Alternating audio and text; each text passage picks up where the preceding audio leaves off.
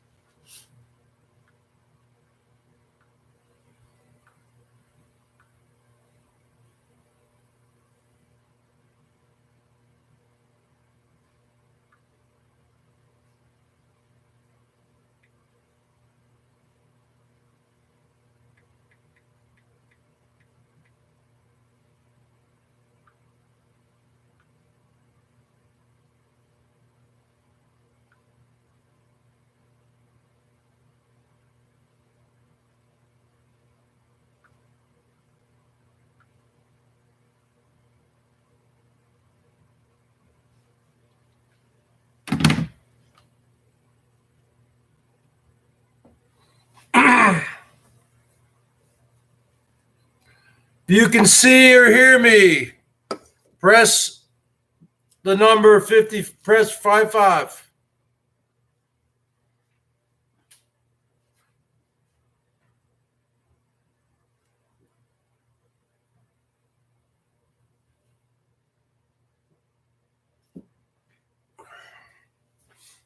Welcome to the BERGS Show, the only place on the internet with high quality talent from a high quality individual. The only place on the bottom of YouTube where you can feast your eyes on the best looking, most charismatic entertainer in the world. Welcome to the BERGS Show, where you will see and hear a plethora of entertainment 7 days a week. Rain or shine, through heat, through the bitter colds of winter, snow, tornadoes, earthquakes, hurricanes, floods, tsunamis, and even through a pandemic virus. Welcome to the BERGS Show, where you will feast your eyes on the GQ Best Looking Man of the Year 3 years in a row, 2017, 18, and 19. Welcome to the BERGS Show, where you will hear and see me play my guitar. You will hear and see me play original songs, cover songs, parody songs. You will see me do imitations and voices and puppet shows. You will listen to the sermon of the BERGS, L. Ron Bergs, Pastor Bergs, Mr. 55. The shout out to all my Bergettes, my official Bergettes, who've shown love to the BERGS over the years, and Bergamaniacs, Bergie Boys, who've shown love to the Bergie Boy over the years.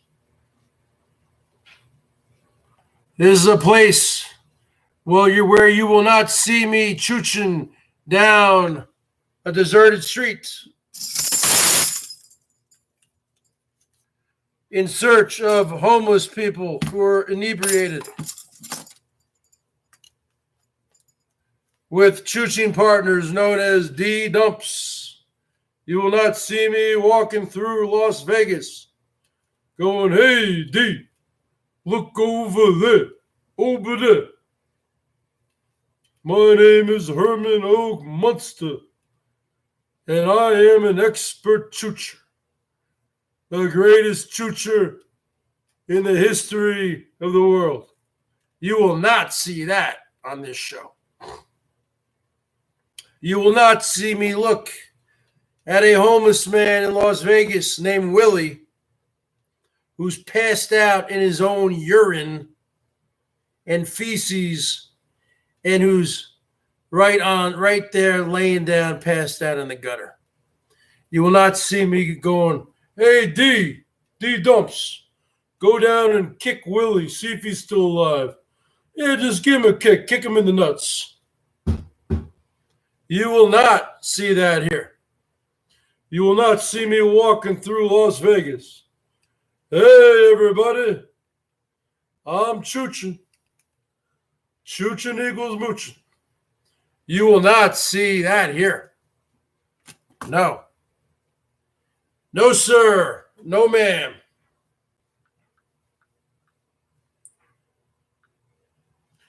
You will not see that here.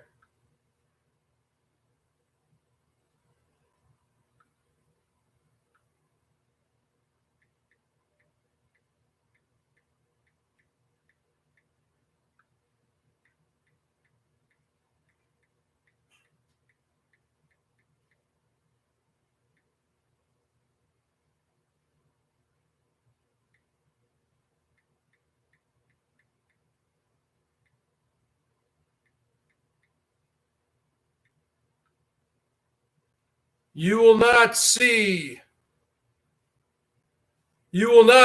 me cooking in the backyard, doing stadium cooking. What's up, Tara? What's up, James Dean? Your fearless emperor is here. I'm here to save you.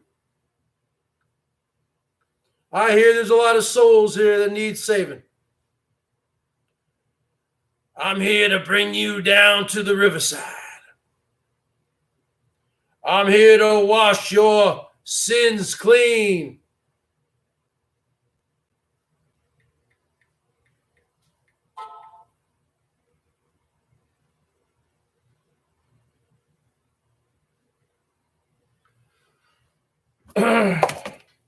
You're not going to see me buying watchers like people are doing around here these days. You're not going to see me. Yeah? What does that mean? You were born 1969. What does that mean? How is that relevant? You are not going to see me, folks, work on someone's van for 5 months. You are not going to see any never-ending van builds on this channel. You're not going to see any never-ending chooches on this channel.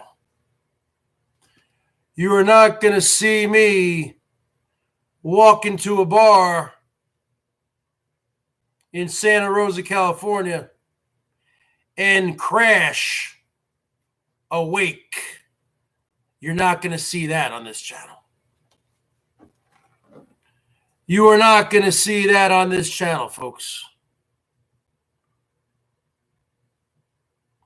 What's going on, Hazel? You're in here. You're in here. Hold on. You come in here. You got to show your love to your emperor. I am your emperor, Hazel. You don't come in here empty-handed. Okay? You come in here, you don't show up at a party empty-handed. Okay? This is a 365-day-a-year party, folks. I am chooching right now. I'm on tour right now, folks. I'm on tour, Noodles. I'm on tour. Bam, just like that. I'm on tour here in my basement, baby. Rain or shine. Or I'm either out there in my car amongst the elements. Last year, I was out there in my car during a 1-month snowstorm in February of 2019. Sometimes it got down to 15 degrees, brother. And I was still out there in the car. And my old piece of crap, the heater barely works. So you're talking to a man. You're talking to a man who was bundled up in the car going live on the phone. You're talking to a man. You're talking to a powerhouse. I'm a workhorse, folks. You're talking to a machine here. Look how I'm built. I'm built like a machine. I'm built like a tank. Look at this. Look at this, Tara. You talking about 1969. I'm talking about 1973. Look at this. Tara, look at this. I'm built like a tank. I'm Frank the Tank. Will Ferrell from the movie Old School. I'm a workhorse. I'm a workhorse. And I'm here to put you to work, Tara. I'm here to put you to work. You ready to work? Look at that wingspan, folks. 6 feet tall. 195 pounds. Look at that. 0% body fat.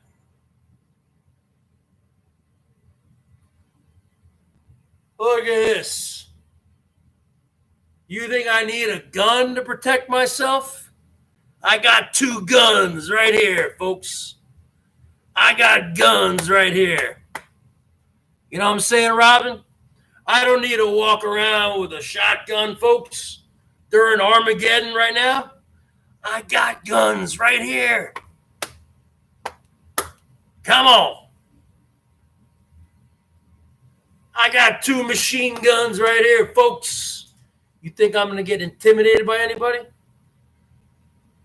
When you see this walking into a store, folks, when you see this beast of a man, when you see this caveman of a man, people walk. It's like Moses spreading, parting the seas, right? And I'm walking down, the seas are parting. People are moving away because they see this specimen, the 8th wonder of the world. They see this man, this hunk, this USDA prime cut choice of beef walking towards them. Broad shoulders, big hands, the sunglasses, the beard, the cut girth. You see this walking towards you, folks. You see this walking towards you, girls. The girls are going to walk up. The guys are going to run like a male dog with his tail between his legs. Because when they see me, let me tell you something. All the ladies head my way, folks. Learn to love it. They smell me. They smell those pheromones. They smell that man. Even during the pandemic virus. And they can't help. They can't help themselves, folks. It's just like when the Beatles came to America. When they played at Shea Stadium in New York City in 1965, brother. I'm just like the Beatles. What's up, HVAC $1 man? When I walk into a room, when I walk in, all the women, they faint. Just like the women, just like the girls when they saw the Beatles come to America. These girls were screaming, folks. They were passing out from their excitement. Mr. 55, when these women see me, I'm a workhorse. I'm a tank. I'm Frank the Tank, Kimmy Del Rey. Just like from the movie. Old school. I'm Frank the Tank. $1 from Mr. Frank the Tank. $1 man. When I come walking in the room, folks, the girls, they smell me. They smell those pheromones coming off the beard, the hair, the body. Especially if I just had a little bit of a workout. You know what I'm saying? Especially if I just go in the store or something and I'm a little bit sweaty. Oh, it's like Love Potion number 9. You ever seen that movie? Check it out. It's like the funky cold Medina. Funky cold Medina. Because they smell it. What's up, Ashley Claire? These women, they can smell it. These women, they have noses more powerful than men. Not as powerful as a dog's nose, but women that have powerful noses, folks, and they can smell a man like me, like Frank the Tank. I am the new James Bond. I'm not 007. I'm 0055. If you can hear me, if you can see me, type 55. When I walk into a room, folks, it's like Moses parting the Red Sea. And all the men, they go fleeing with their tails tucked right by their testicles. And all the women, they come to me. Because I'm like Noah's Ark, folks. I'm building my ark. I got to get me a lot of women to put on that ark. Oh, yeah. I ain't Poindexter from the IT department. Okay? When I walk in that room, if Poindexter walks in that room, the women they're not gonna notice. But when Mr. 55 walks in anywhere, a party, of course, I'm gonna walk in fashionably late. The party starts at 10. I'm coming at 1 o'clock in the morning. That's when all the girls are ripped, folks. They're smashed. And then Mr. 55 walks in. Like this. Wearing my leather coat, my jeans, looking like Fonzie from Happy Days. And I walk in, I don't even say a word. Because when you look like this, you don't need to talk. You just need to be there. And then all the chickie poos, they come flooding my way. And they're fighting each other. They're having cat fights. They're having brawls to get to the Bergie boy. You know what I'm saying? They're passing out just like the women did when they went to Shea Stadium in 1965 to go see the Beatles. These chicks were passing out. They were fainting over their mop tops from Liverpool, England.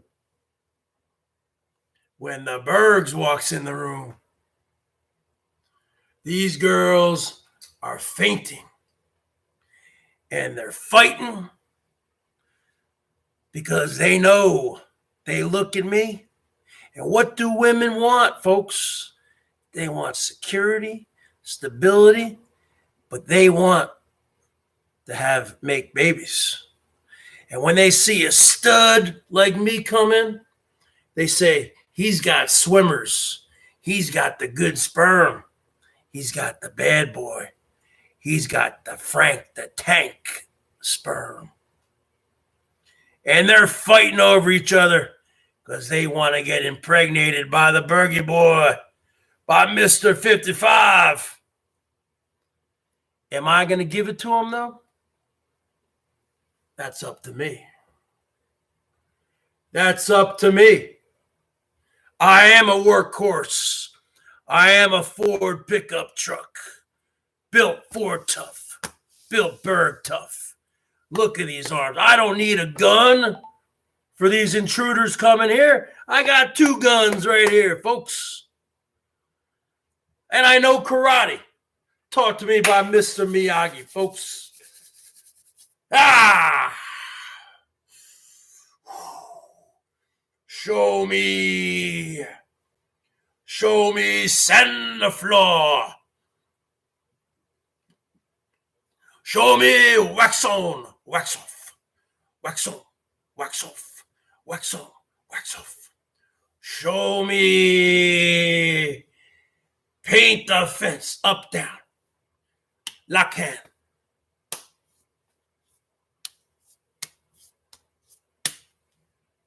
Show me paint the house side.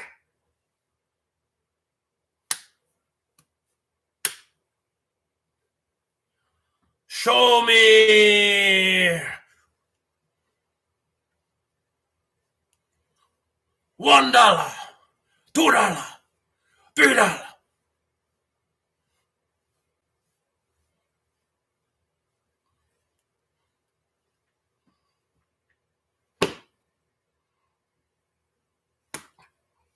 Daniel-san, always look high. Always look high.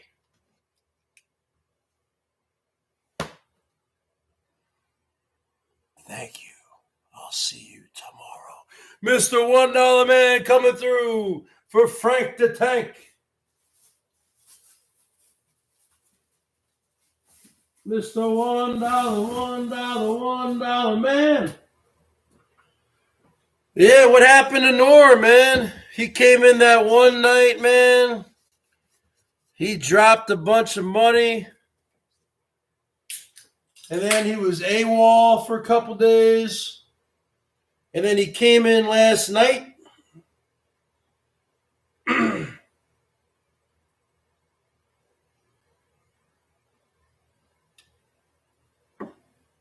I got my old-fashioned beer mug out, folks, because I broke that other glass I had. This is an old one, man. We've had this for years. So it looks like what? Elbows heading back to Chicago, folks. What's going on there, Crazy Cat? What's going on, Robin Summers? Am I feeling okay? How could I be feeling okay? We're in the middle of a pandemic, a lockdown. I mean, you can hardly leave the house.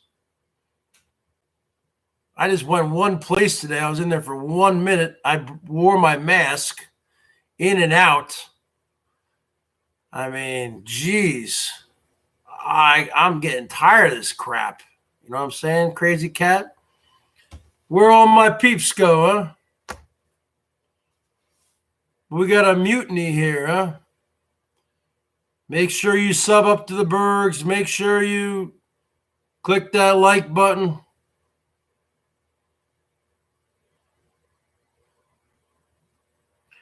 I don't know what his problem was, but I don't understand how the guy, he does say he's bipolar, but I think a lot of people are bipolar. I'm probably bipolar. I got ups and downs. But I don't understand him. At times he'll come in and show a lot of love. And then at times he'll just come in and kind of tease you. It's always tease, tease, tease. I even ended my goddamn show on here to switch to the phone, which the phone works better. The phone works better when I play the guitar. If I play the guitar right now over the Chromebook, it'll sound fine on my end, but for whatever reason, the microphone in the Chromebook will distort even at low volumes. So when I'm playing a song, it will come through an ear. I'm like this.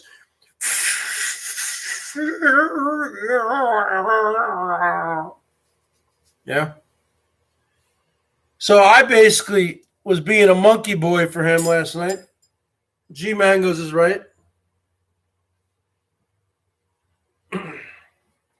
That's what he does. His presence turns you into a monkey man. Elvis has had a niece, and they're all restreaming him. Dave, Colleen, but they know they can get away with that because Elvis really doesn't care at the end of the day, and neither do I. I don't care if anyone restreams me. But then again, who am I? I got 15 people.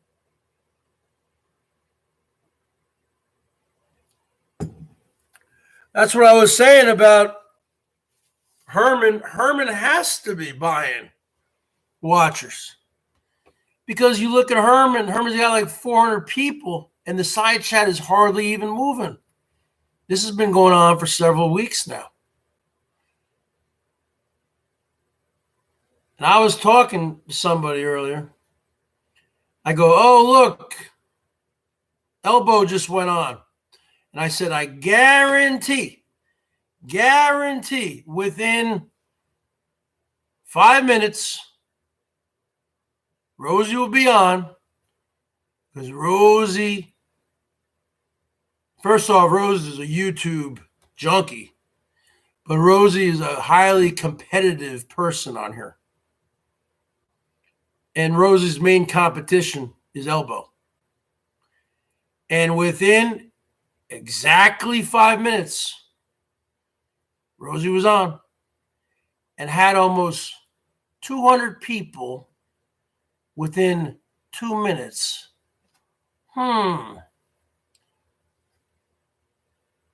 If it smells fishy, if it smells like fish, looks like fish, tastes like fish, it must be fish. It's extremely fishy, folks. Bottom line. Elbow is not going to buy watchers. You kidding me? So everything I said came to fruition. Because that's just how it is on here, folks. Frank the Tank, folks. Nice beer mug. Frank the Tank is gonna take a chug. Frank the Tank is going to chug, folks. This is a nice beer mug to chug. Here's to you, folks. We just got to get through this one day at a time. Throughout the day today, folks, I probably convinced myself at least on 10 different occasions today that I have the Kung Flu. Because you can't even say the name of the virus on here. I don't believe you can. I believe they demonetize you. Okay? What's up, Steve Azzaro? I don't even think you can say the name. The C word. Not the C word. Not that C word, but the other C word. The virus C word. I don't even think content creators can say that word, or their video automatically becomes demonetized. That's what I heard. Now, I'm not sure if that's true, or if it's just true if you put it in the subject. I don't know why. I think they're doing that because they don't want to have a bunch of people spreading false information. But now they call it what? I'm not even going to say what they call it now, but we know what they call it. Something -19. I'm afraid to even say that because it might become demonetized. But we know you can't say the one C word about the virus. Let's say it relates to beer. Let's say it rhymes with Sharona, my Sharona. Because let me tell you something, folks. Oh, yeah. Let me tell you something, folks.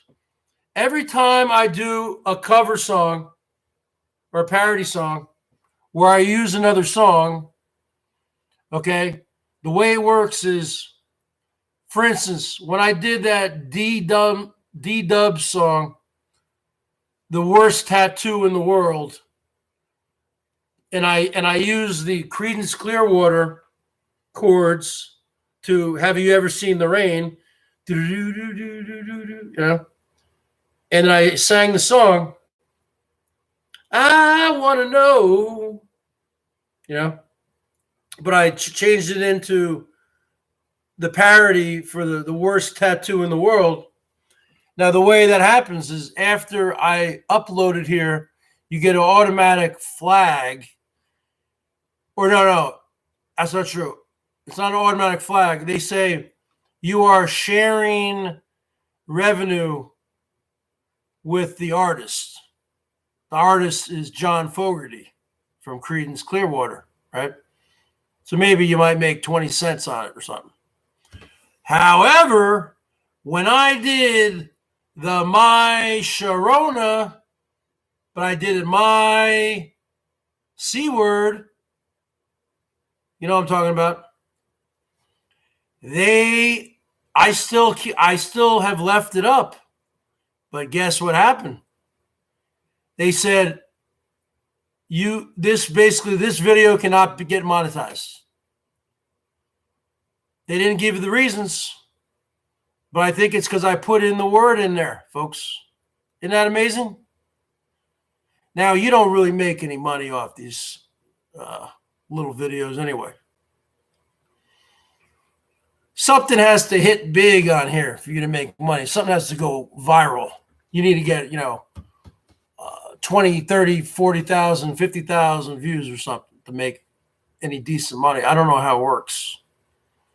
I think if you get like 10,000 views on a video, you make like $20 or something. I don't even know how it works. I think it's like 100,000 views. You might make $100. I don't know. That's never going to happen for me because I don't really do real content. This is the content I do. Frank the Tank. All right, Frank the Tank is going to do one chug here, folks. I got my dad's old beer mug. I'm going to start taking this thing, folks. This is the only beer mug I currently have. I need to go to the dollar store. I need to get a couple glasses. I'm going to start taking this thing, folks. soon as I'm done with it tonight, I'm going to wash it. I'm going to put it in the freezer. Oh, wait. If I put this in the freezer, you think it will crack? I don't know what it's made of. I think it's made of clay or porcelain. I don't know what the hell this is made of. What is this made of, girls? Anyone in here watching or guys? What the hell is this thing made of? Clay? I don't know what it's made of. Probably hard to see at that angle. Do you think this would crack if I put it in the freezer?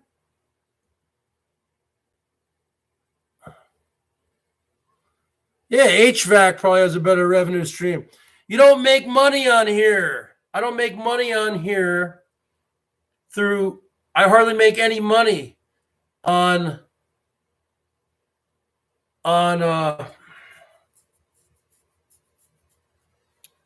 AdSense.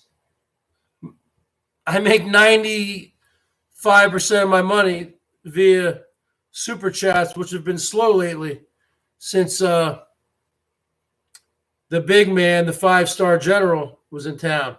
Frank the Tank, it's pretty much filled. Frank the Tank going down. What's going on, Desert Moon? What's going on, Desert Moon? I think that's Jesse, right? All right, here's to you.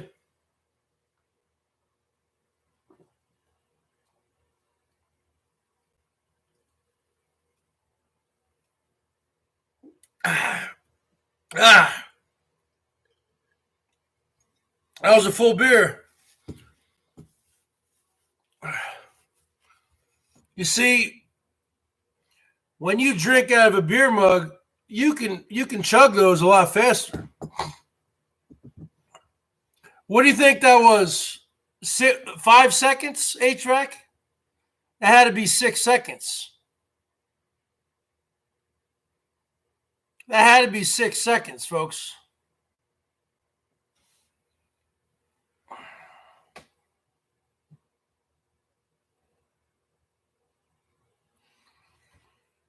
Bergs, do you want me to help you invest HVAC's money? What, from the $1 man? Mr. $1, $1 man. He's the $1 man. The man with the plan. His name is Joey D. He lives up in Canada. He's the Canada $1 man. His name is Joey D. He lives up in Canada. He's the $1 man. He's the 5-star general. He's taking over Norm's job. Let me tell you something, Norm F. You've officially been demoted from 5-star general down to a private, down to the lowest pay grade. And I have a huge announcement to make right now on my channel, folks. Mr. HVAC, the most consistent donator, has been given a promotion to 5-star general. $1 man, you are now the 5-star general of the BERGS Show. That's the bottom line. Mr. Joey. I don't know what his name. I know his name is Joe. That's what I think his name is Joe, right? The bottom line is this: you've been promoted. Let me tell you something, Norm F. You've been demoted after the stunt you pulled last night. Coming on here and tricking the Bergs through your trickery, tricking the Bergs that you were going to light me up. You kept on saying, okay, Bergs, what's next? Entertain us. How you going to, come on, Bergs, play some guitar, do something. And I was there acting like a monkey boy, trying to get lit up. But you know who came through last night? The 5-star general. Yeah, it was a lot of $1, $1 mans, but it's better than no dollar, no dollar, no dollar man. Yes, he is an official 5-star general in the Canadian Army. Oh, he was whipping out those Canadian $1 and slapping them on the bar, folks. He was laying them down. 100, 200, 300. I mean, $1, $2, $3. I even was talking about Little Oda, folks. I was talking about the dogs, puppy dogs, and rainbows. Nothing was penetrating Private Norman. Yes, I'm sorry. After 30 years in the Canadian military, Norm, you have lost your rank and you have been demoted back to a private first class, PFC, which is, I think, is the lowest rank. And I think it is in the American Army. I don't know what the Canadian military is like. But the bottom line is this. We got a new sheriff in town. We got a new 5-star general in town. And I'm not talking about Trigger Chip. Now, Trigger Chip is probably in a good mood today because the stock market went up today. What did the stock market go up to, huh? What did the stock market go up to, folks? I think he's in a good mood today because the stock market went up 690 points, which that brings it to 22,327. A cadet? No, I think a cadet is for like college or something, military school. Now, let me tell you something, Trigger Chip. You made a lot of money today in the stock market. And you coming in here to your emperor empty-handed? Are you kidding me? You know what would happen to you back in the ancient days? Back in Rome, a couple thousand years ago, or, you ever seen the movie Braveheart? You go in to see your English king empty-handed. You know what happens? You get your head cut off. You get what happened to Mel Gibson at the end of the movie, where they tie you up. What's that called? Drawn and quartered or whatever. They cut out your intestines, your entrails. And then at the end, they take the big axe, the guy with the hood over his head, and lays down the wood onto Mel Gibson's neck. Like this. Bam! Just like that. Right in the public square. That's what happens to you, Trigger Chip. That's what would happen to you back in the day. You walk in to your leader, your fearless leader, your emperor, your king, empty-handed? Nah. You gonna lose your head. And I mean that literally.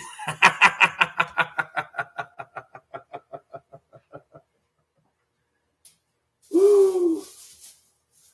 You're going to lose your head, folks. You walk in to your emperor empty-handed. Braveheart. Yeah, that was a king. And think of me, I'm an emperor. An emperor is greater than a king. So you're going to You're not only going to lose your head, but everyone who knows you, your whole family is going to lose their heads. You're talking to an emperor here, folks.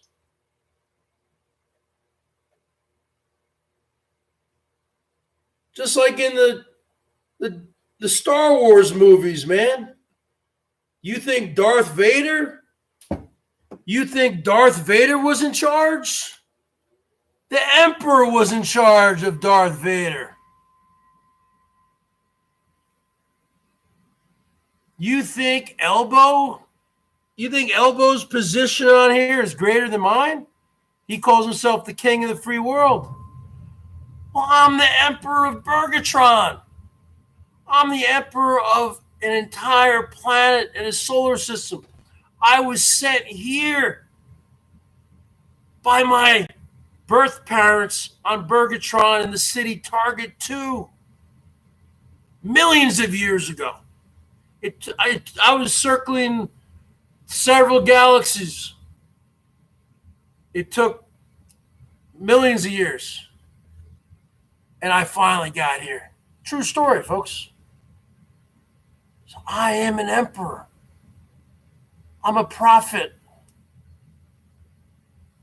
I am as close to a god that you will ever see here. We're not talking about people who go to church, follow Jesus Christ. I am a living. You can see me.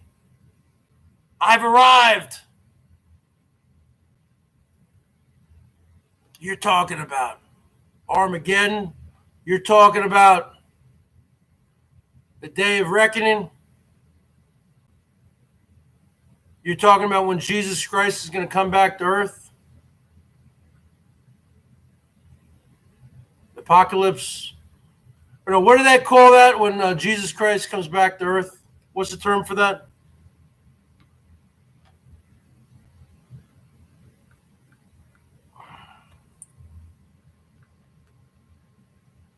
What's the term when Jesus Christ comes back to earth?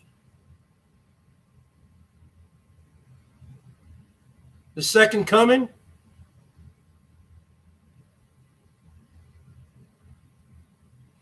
You talk about the second coming?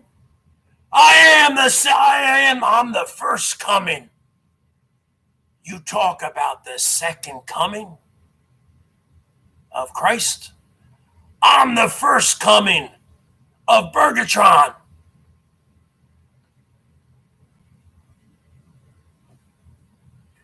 The reason why I walk around in these rags of clothes looking like a bum is because I need to blend in with the people. The resurrection. The reason why I walk around with these rags. The reason why I blend in like a bum. Why I drive a piece of shit 1996 Saturn. Is because I need to blend in with the flock, with the people. But they don't know that I have special powers, folks. I can turn water into wine.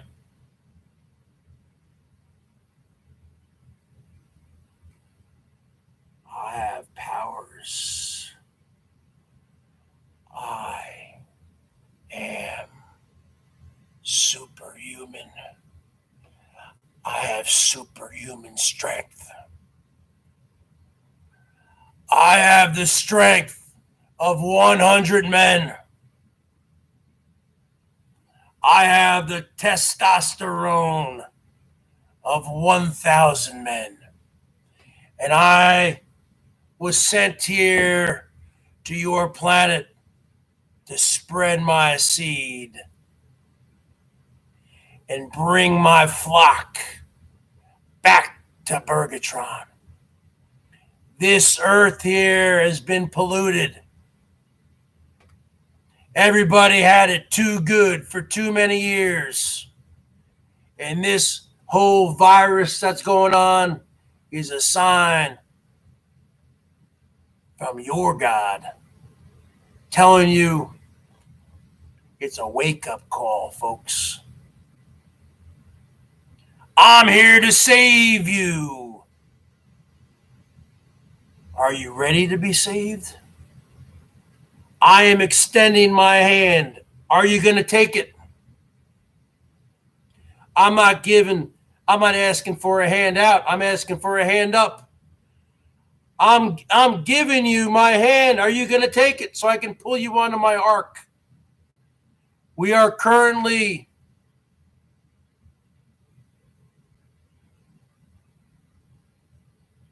trying to build a spaceship to go back to my home planet of Bergatron, where there are no diseases.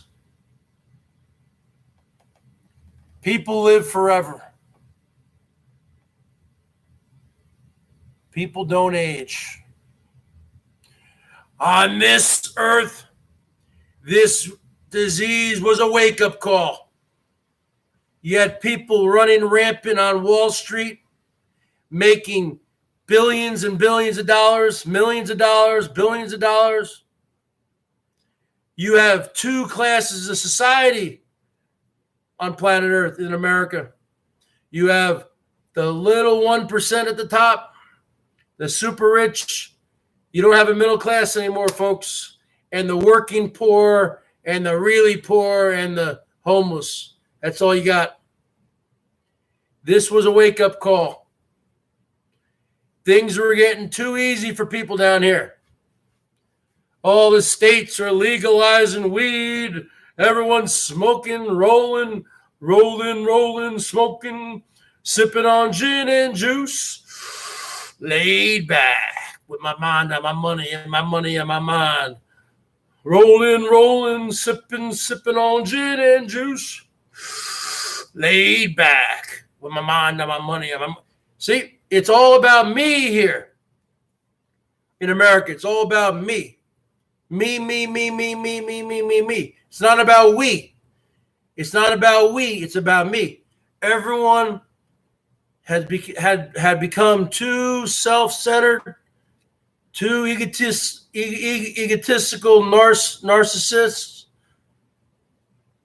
narcissistical, if that's a word. Narcissism. Everything became about me, not we. People dismissed, there is no such thing as global warming. No, everything, you can do whatever you want.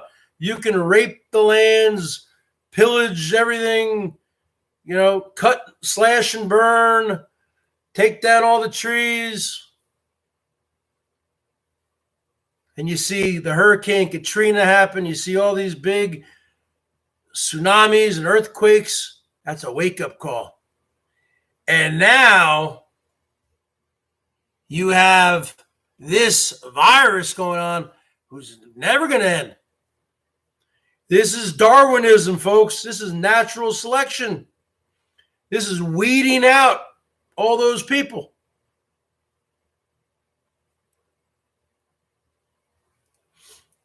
But there is hope.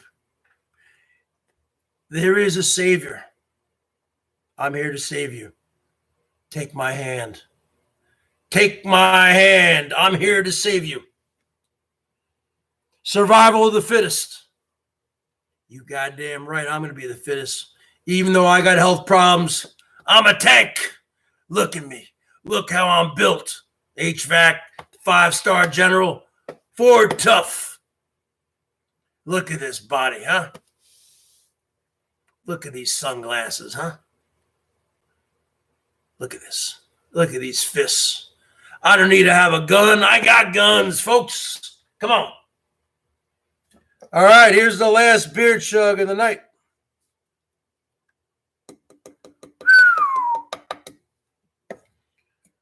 Rolling.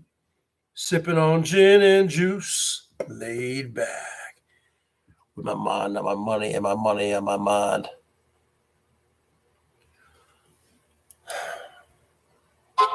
I hope you're prepared tomorrow, Trigger Chip, because you're feeling cocky today. It went up 700 points. Don't be surprised if it goes down 1,000 points tomorrow. You got a lot of volatility going on here, folks.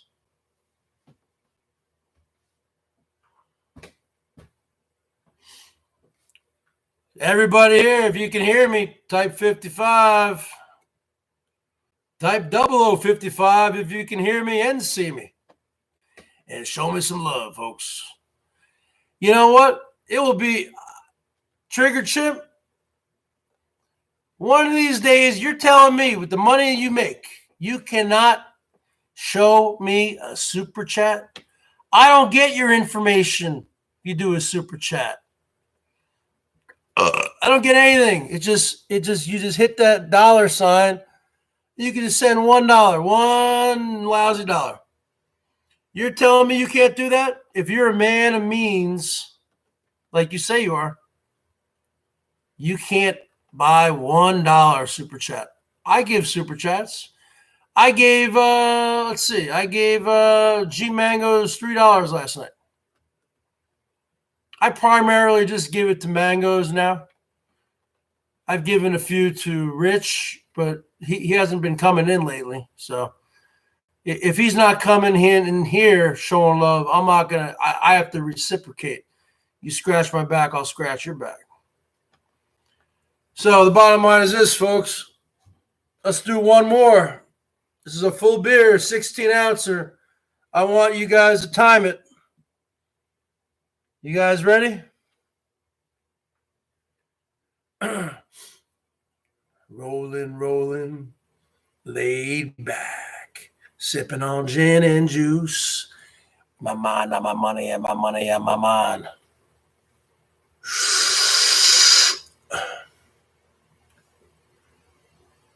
Rolling, sipping.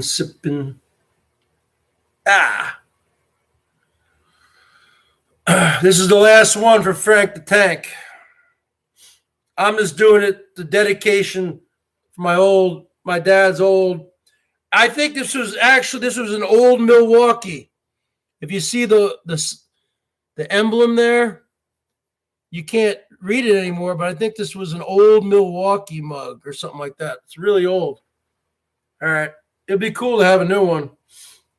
All right. Get those stopwatches out, folks. Let's try to do it. In less than 8 seconds.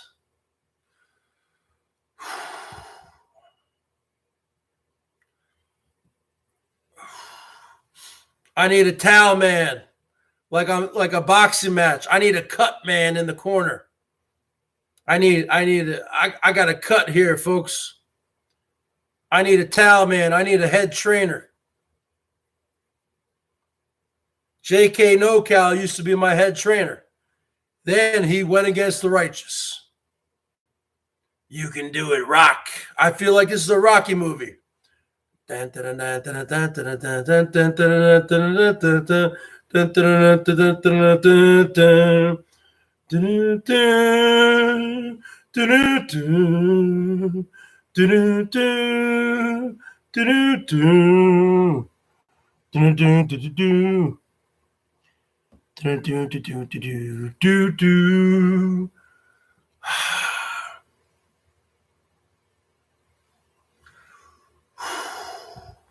want to try to calm down.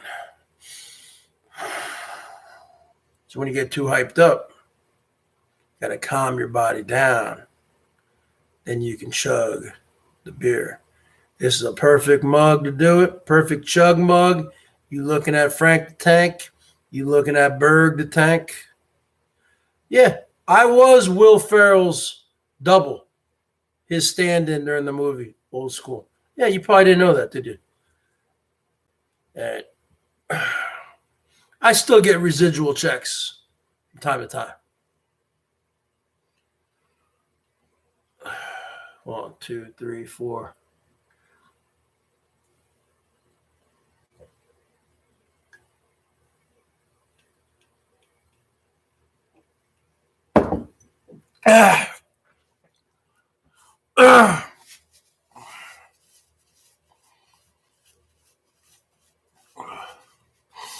How long, folks? I think that was 8 seconds, or was it 9? Totally empty. A couple drops. What was that, 8 or 9? This was Steel Reserve, folks, 8.1. What was that? That was around 8 to 9. Yeah, that definitely deserves to be lit up, folks. That definitely deserves a light. Because I am your guiding light, folks. I am your light. In these dark times, $1 from the 5-star general, folks. I'd like to make an announcement. Mr. $1, $1 man is now the new 5-star general of the BERGS Show. Mr. Norm F. has been demoted. He's got to go, folks. We got to give him a proper salute to the 5-star general. 10 hut. Thank you, sir.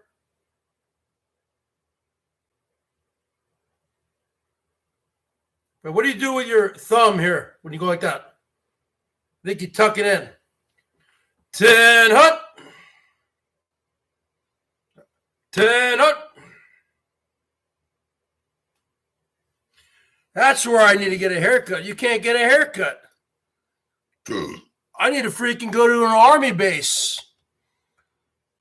I need to go to an army base and say, hey, Private Bergs here, reporting for duty. I need to walk onto an army base here. Joint Base Lewis McChord here in Washington State. And I need to say, hey, Private Bergs here, Sergeant Bergs here.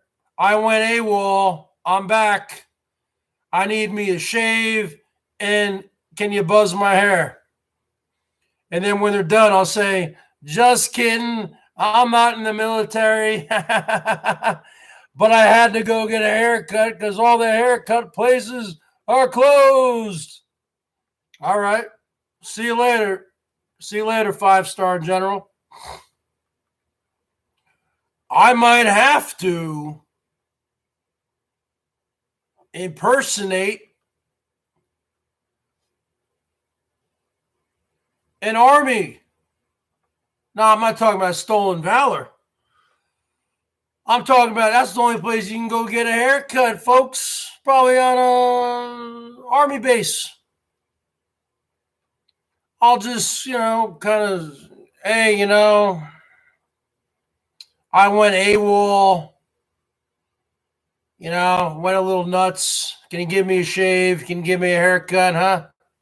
And then when I'm done, I'll say, yeah, I'm not really in the army. Then they'll just kick me out, right? Na-na-na, na-na-na, na-na-na. We are fighting a war against an invisible enemy. Now, I have studied, when in college and also on my own. I was never a big World War II buff, I was kind of a Civil War buff for a while, but also I was a Vietnam War buff. And they would say a lot about the Vietnam War, that they were fighting an invisible enemy. Because in Vietnam, first off, it's lush, the jungles. It's hard to see your enemy. The Vietnamese people were very short people, soldiers, very small people. And they built an elaborate tunnel system. So it was hard to see your enemy. I'm talking about miles and miles of underground tunnels. You know how much work went into that? Go out in your backyard and go start digging a hole. And you'll be exhausted probably after 10 minutes. Shalom. And these people dug miles and miles of underground tunnels.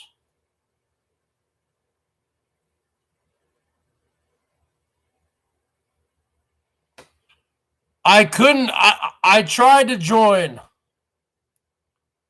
Okay? I tried to join.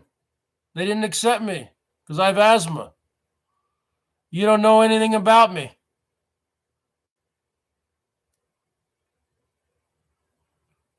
So anyway, they would call the Vietnam War fighting an invisible enemy. Because a lot of times there were never a lot of clear cut firefights where you see the enemy. There was a lot of ambushes, kind of like the movie Platoon in a lot of ways. So in the Marines or the Army, whatever, they would go out on a patrol and they would sleep for a few hours and then they would get attacked by the North Vietnamese, by Charlie, by the NVA. And the bottom line is this, talking about nighttime attacks, ambushes, a lot of tripwires, bombs, underground tunnels, not a lot of, battles where you see the people. Some of that, obviously. So they kind of called the Vietnam War fighting an invisible enemy. And that is very analogous and synonymous with what's going on now. We're fighting an invisible enemy, a virus, where you don't know who has it. They could be asymptomatic, which means they could be carrying it right now, and they don't even know they're carrying it. And because the testing is so slow here in America and so poor, people don't even know if they have it. The only way to really, truly get rid of this, eradicate this thing, is to have martial law where everyone's locked down. You cannot leave. See, we have a quasi lockdown in Washington State. Everything's a quasi lockdown because they say, okay, we want you to be in quarantine, but you can go out for essential services, meaning food, gasoline, things like that. So people will just go out. Oh, I'm out getting essential services. No.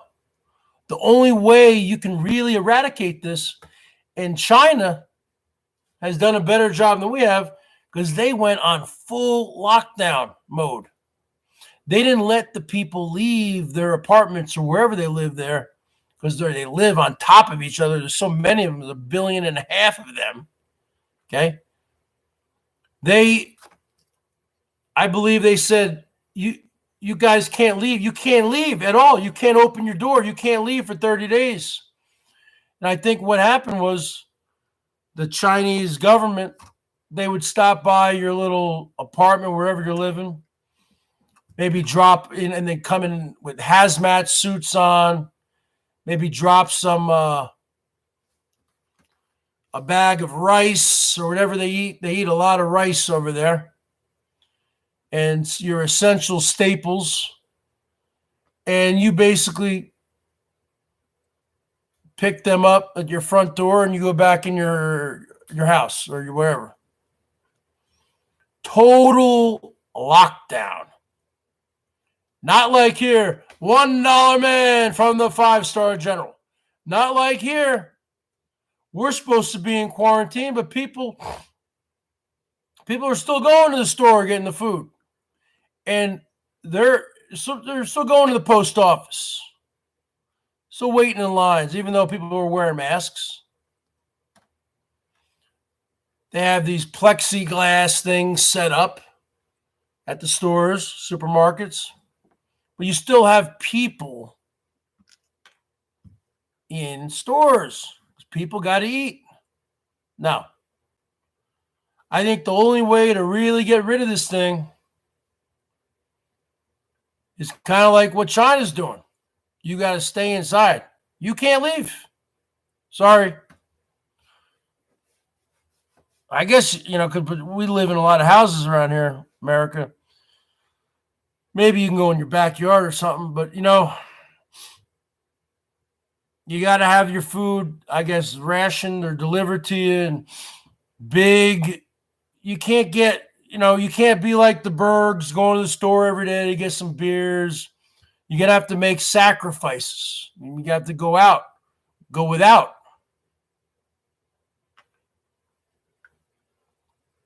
Or if you're a smoker, you might have to go without. And the only way to really get rid of it is if you have a strict quarantine and then they come and test you.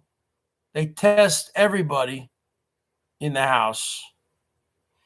Because you could be asymptomatic. You could be carrying it and you feel fine. And then you go out to the supermarket and you wind up infecting 10, 15 people. And a few of the people you infect might be in a age range or health range where they're not going to make it. Yeah, but triggered chimp, not all Americans can stock up on supplies like that.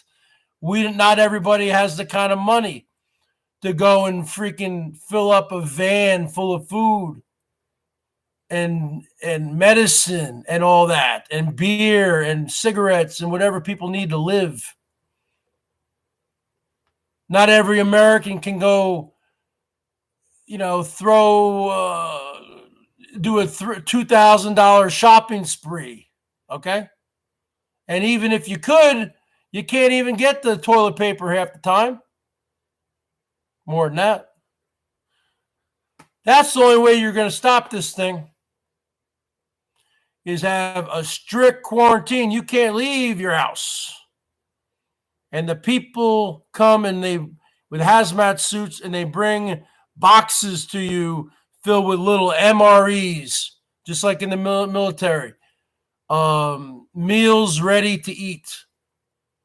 Okay? Like frozen, whatever. Look it up. MREs, right? And then you get your medicine delivered to you, and they come in and they test everybody.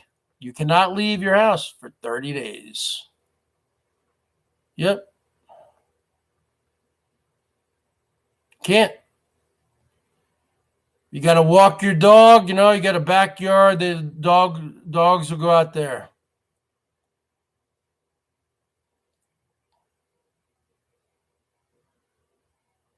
That's the only way I can see it, really.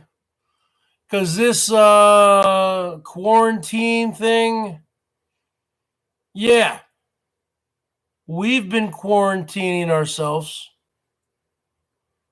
but we still go out. My mom went out today and got food. And Mom, I thought you guys were okay with food for another 4 days. People are still going to go out.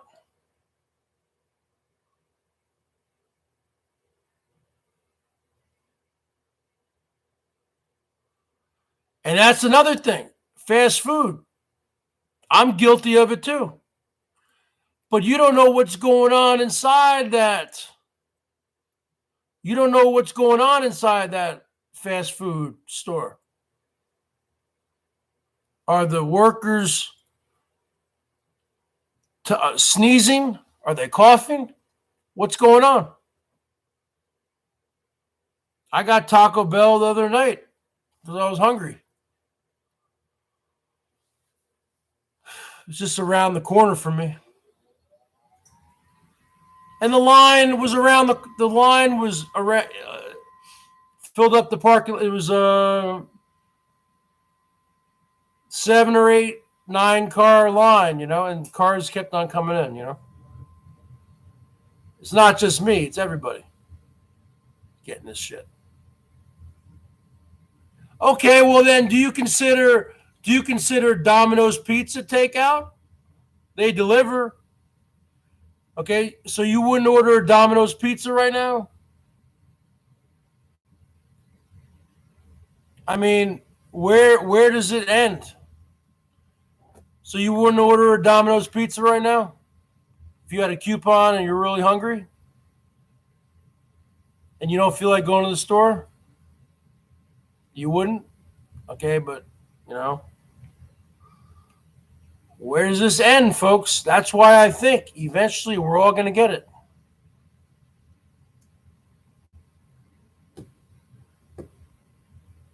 That's why I think it's impossible. We're all going to get it. And unfortunately, the Bergs will be one of the people who succumbs to this. Because of my asthma and my type 2 diabetes, I will develop serious respiratory issues and pneumonia. I've developed pneumonia before, and that's not fun.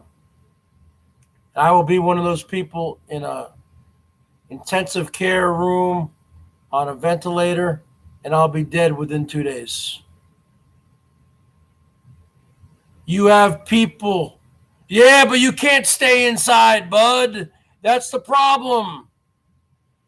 I'm a kind of guy, I'm a nickel and dime kind of guy. I don't have the kind of bankroll to just go out and buy, $1,000 food shopping spree and freaking 5 cases of beer. But you can't stop going out. You understand? That's why what I'm trying to say is that's why martial law might be a good thing. Because people cannot stop themselves. But the law can stop you. That's why martial law is going to be necessary to stop this. Because people can't stop themselves. They can't. They can't. They'll go out. Believe me. They'll go out.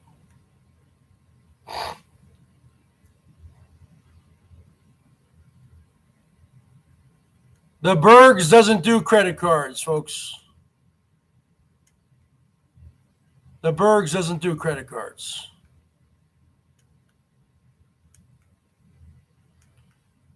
I used to have credit cards. I paid them all off. I don't have credit cards anymore.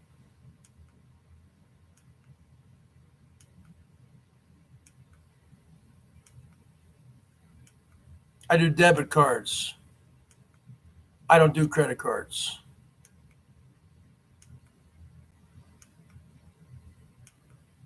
No, Elbow and I are not brothers. Now, the bottom line is this. The only way to stop this thing is a strict quarantine, folks. I'm talking strict, almost like you're in jail. And that's pretty strict.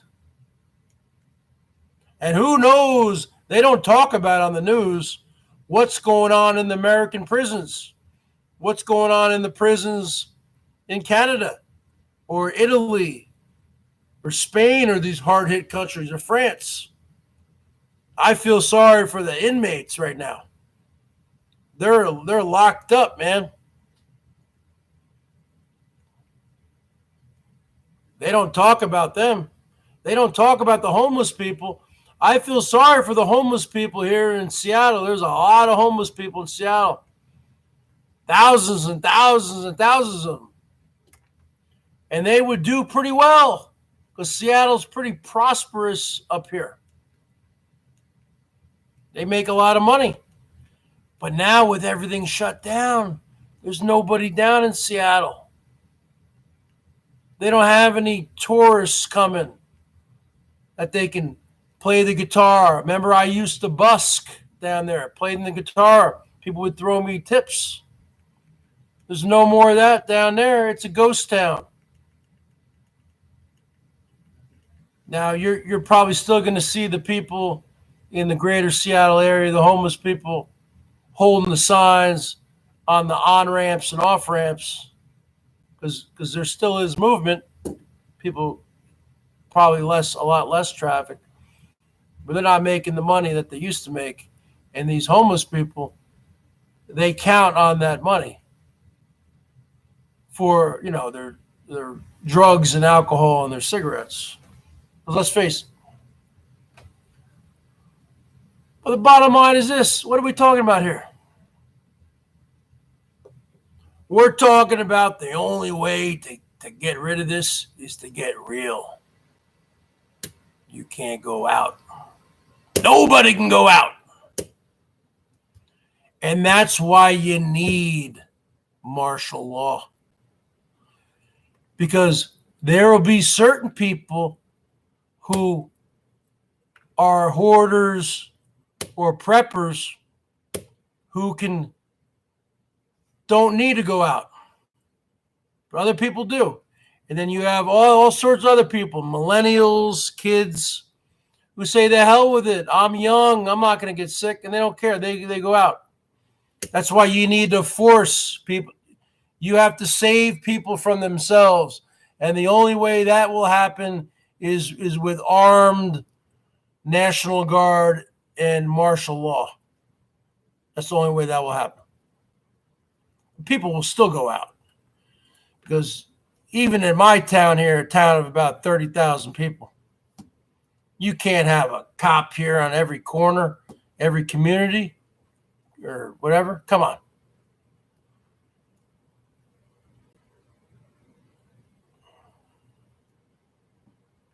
But that's how I see it. Well, you are Poindexter. You work in the IT department. I work in my garage, folks. I'm on the clock right now. I'm going to drink me one last beer. The regular way, not the Frank the Tank way. I had me 2 beers the Frank the Tank way. I'm going to drink one more beer the regular way.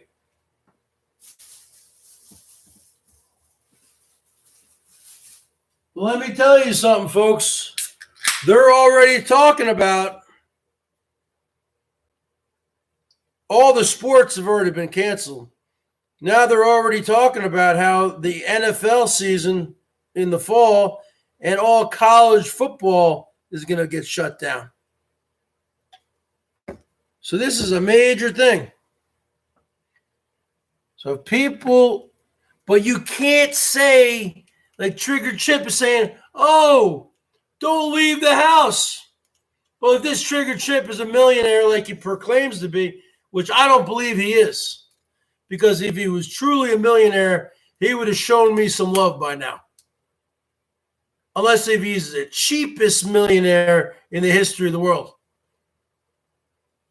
And even if he was the cheapest millionaire in the history of the world, he still would be able to show some love on that super chat. Okay? He still would be able to show some love. I don't get any of your information. It just comes up as, it will say, Trigger Chip, $2. That's it.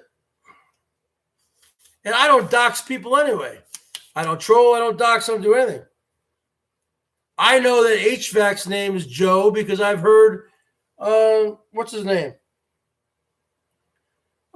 G Mangoes call him Joe. So I guess his first name is Joe.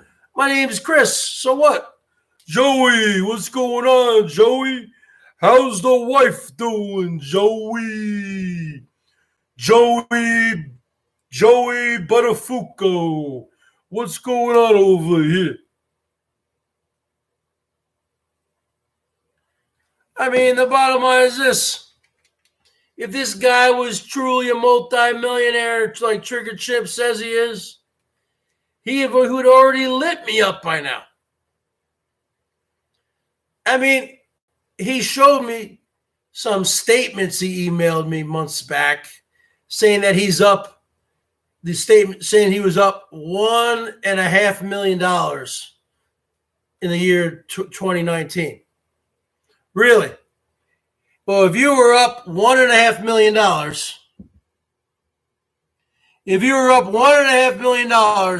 you could show me $20 right now and it wouldn't even touch you. It wouldn't faze you. You wouldn't feel it at all.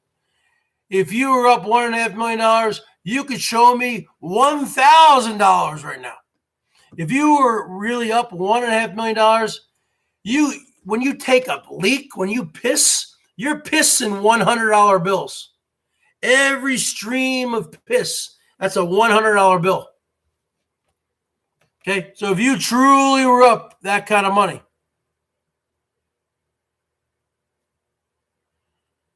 no, this is a 16-ounce, crazy cat. These are 16 ounces. Check it out, 16-ounce. Poindexter from the IT department. I chugged it in 8.5 seconds.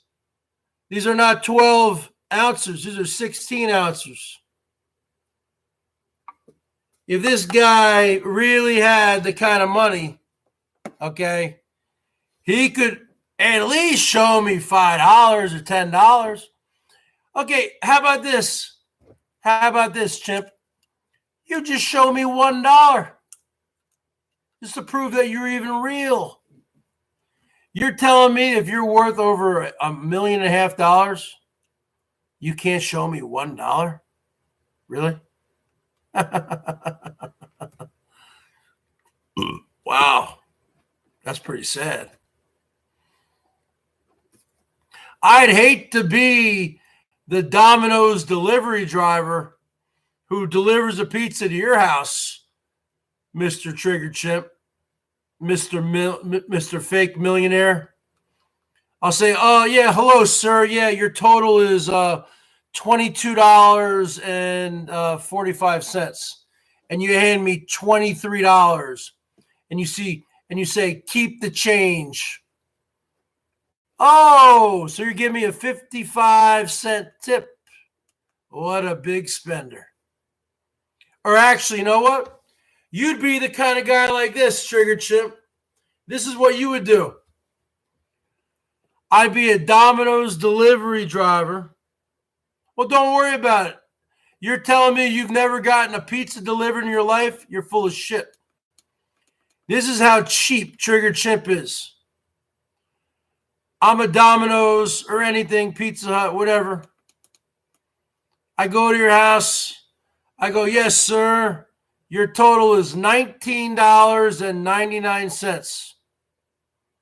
And you know what he says? HVAC. He gives me a $20 bill.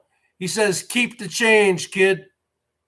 A 1 cent tip from Mr. 1 Cent Man.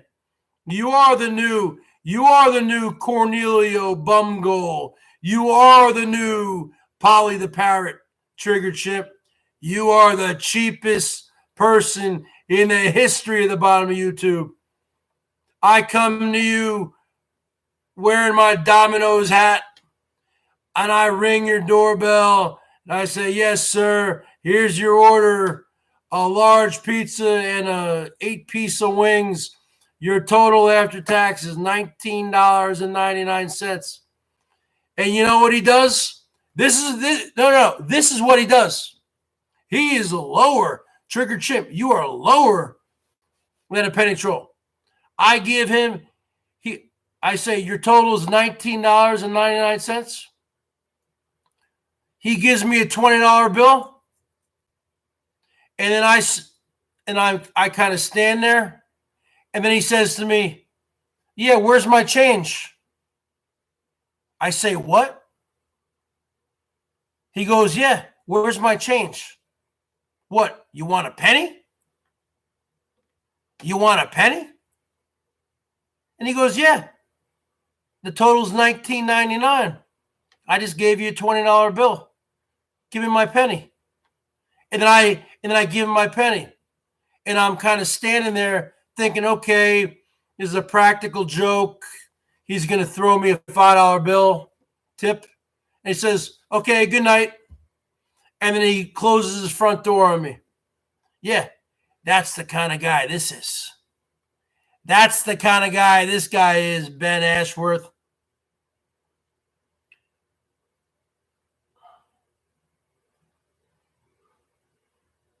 That's the kind of guy this is, man. Now, you don't tip anything, brother. If the total was $19.99, you'd give me a $20 bill, you'd ask for that penny back. That's what you would do. How sad. You are pathetic. Well, I only keep you around for entertainment purposes.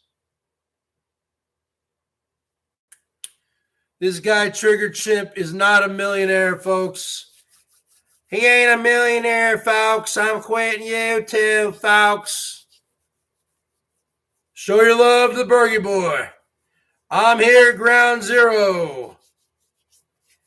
The Seattle, Washington area is still considered Ground Zero because we had the first death.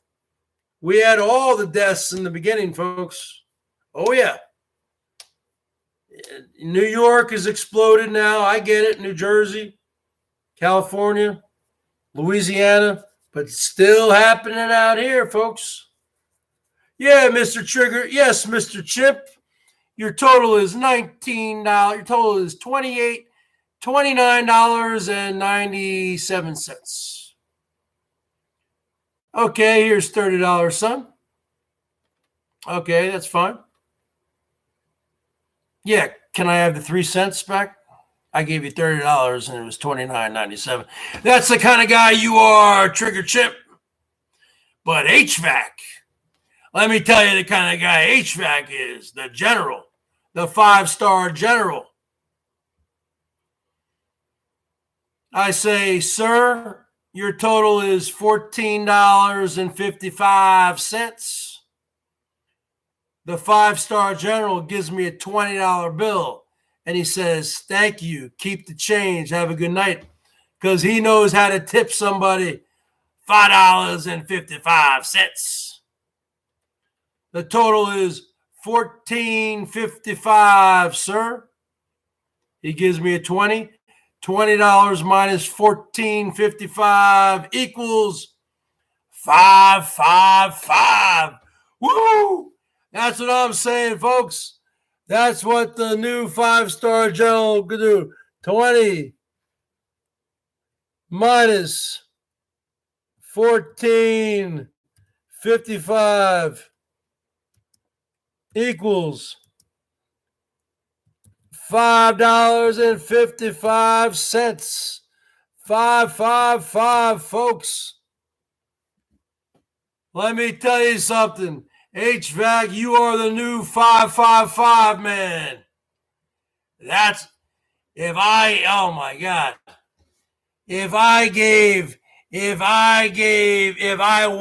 a pizza delivery driver driving a Chimp's house, folks, and the total is $87.99. And he gives me $88. He wants that penny back, folks. He wants that penny back. $1 man. Because Chimp is a cheap mofo and a fake millionaire. I never met a millionaire in my life. Mr. $1 man. I never met a millionaire in my life who's as cheap as you, Chimp. And I have a few millionaires in my family, multi-millionaires. A couple of my cousins are multi-millionaires, and these guys are not cheap. They are big tippers. You are not a big tipper. And let me tell you something. You have no business even being on YouTube. Let me tell you, because Chip is a cheap mofo and a fake millionaire. But let me tell you, Joey is a 5-star general. He's a 5-5-5-star general. That's right. That's right. That's right. As LC douchebag would say, that's right. That's right. Joey is a 5-star general. He ain't a 5-star general. He's a 5-5-5-star general, folks. I'll drink to that.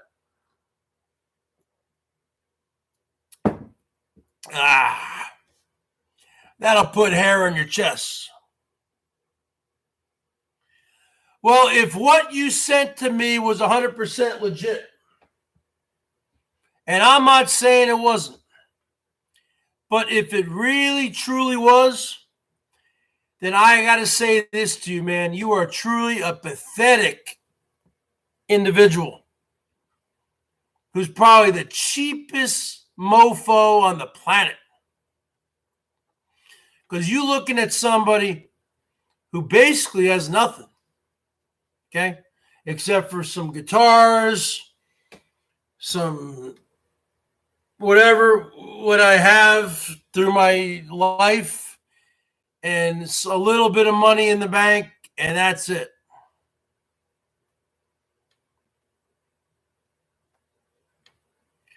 And you're showing me statements, 7-figure statements, and you can't show any love here on YouTube? You must like me somehow. I must be entertaining to you somehow. You keep coming back. You're like a fungus. You're like a weed. You go out there in your garden, folks, and you pull the weeds, and they grow back. You mow the grass, and it comes back. You trim the tree, you trim the hedges, and they grow back. This guy's a fungus. You can't get rid of him. He's like you got a problem with cockroaches. They always come back. The ants, they always come back. Well, this trigger chip always comes back. Just because I don't give you money doesn't mean I don't give. Don't worry. No. I don't care who you give to locally. I care about the BERGS Show. I care about me. You are totally not a generous person, man. You're full of shit. I don't care what you sent me. I could have made up those kind of documents. Okay?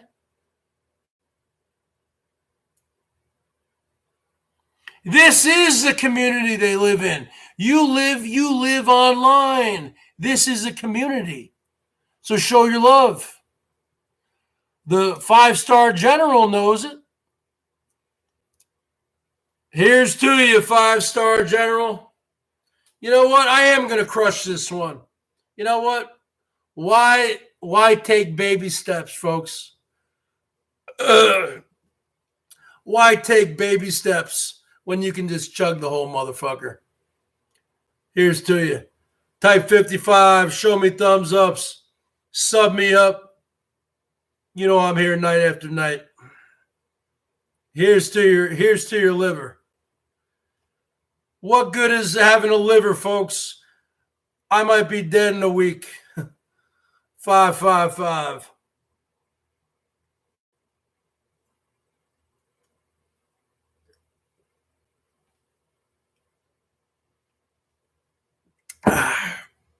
God damn. Woo. God damn.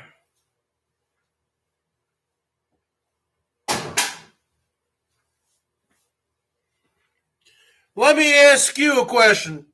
Instead of asking Trigger Chip, let me ask Crazy Cat and HVAC. Because this guy has sent me. I don't know why I'm even fixated on this guy. Usually I just block his ass. But he knows I'm a nice guy and I unblock people every day. Now let me ask HVAC a question, or even Crazy Cat, both, anybody who's watching. Because this guy, Chimp, has sent me unsolicited emails, a couple of them, several of them, where he shows these financial statements of his stock portfolio, what he's made the last, I think, year or something, sort of $1.5 million or something like that. Now, let me ask you, Trigger or HVAC, if you had that kind of money, would you still be showing $1 of love? Or would you be showing a little bit more love? Or Crazy Cat can answer that. Anybody can answer it. Okay? And that just, I'm not saying you'd have to show crazy money like Norm does. But if I had that kind of money, I'd be throwing it around. I'd be throwing a little bit around here and there. I'm not saying you got to go crazy like Norm did for a long time with a lot of people. But I mean, $10, $20.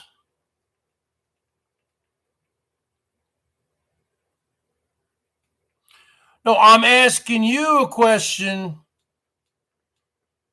5-star general. If you had the kind of money that this guy proclaims that he has, a couple $1 million. I don't know what you have, HVAC, but let's just say you had a couple $1 million. Would you still be showing $1 loves, or would you be showing some bigger love to people? I know me as a person. I would be showing, I wouldn't be going out of control like some people do, but I would be showing some love.